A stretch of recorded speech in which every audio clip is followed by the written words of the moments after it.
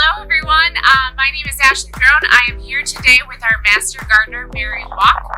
We are going to learn a little bit about hostas, the care of hostas, and how to transplant them. So, Mary, okay.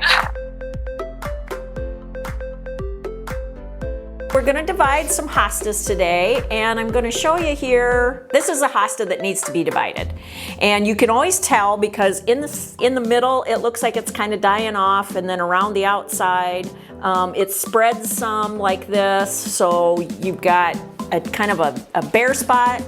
And so we're gonna divide it up and make new plants, and you can see here that some of the stuff is shorter, longer, taller. It just needs to be refreshed. So you wanna go ahead and start digging. Take out about maybe 2 to 3 inches away from where the crown is, and just start digging. And you're gonna dig all the way around. I'm using a spade, so you go down 8 to 10 inches because the roots are pretty deep, and you just keep digging all the way around. You might have to go around a couple of times just to make sure, because there's a lot of roots. When we pull this up, you're going to see how many roots there are on this plant.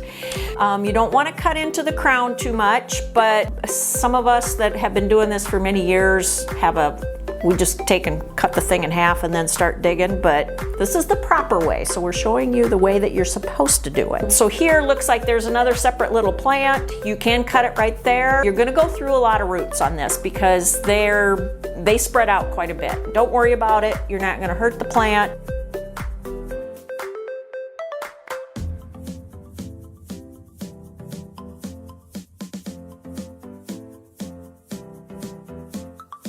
What you need to do is try to pull it out. You're going to try to dig underneath more to loosen it up inside. You can see how we get it kind of underneath and get those roots broke off. Now you can see that root system, how big it is. You're not going to hurt it. We're going to try and lift it out of there. It might break off in pieces. That's just fine. Save you from having to cut it.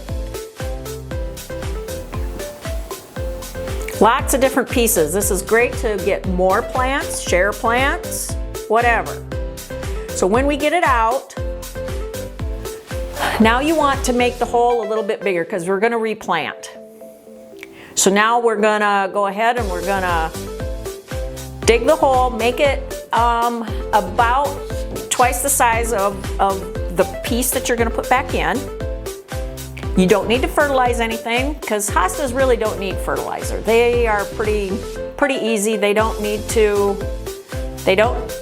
lot of fertilizer. They'll do their own thing.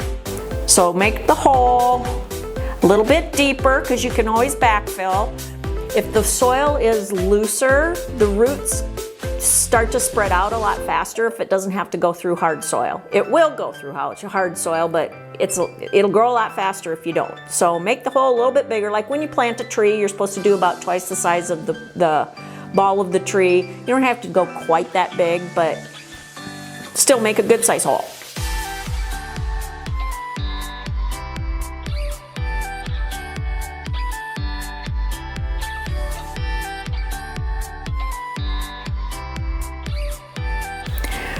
So, when you get your hole dug, you can put some water in the bottom of the hole, but we don't need to. We're going to take a hunk, however big you want. The point of this is to rejuvenate the plant, so you kind of want a smaller hunk. The crown of the plant is where the leaves start to come out, and you want to put the crown at ground level, and you'll be able to see that. So loosen the soil up. You might have to backfill a little bit to make sure that it sets up high enough, and just start filling it in.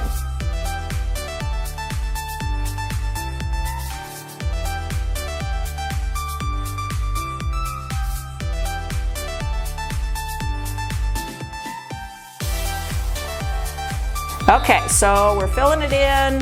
Now what I do is I do like to step it down in. Don't step on the crown or the plant itself, but I like to pack it around. Now I'm not stepping hard, I'm just packing the soil a little bit around it.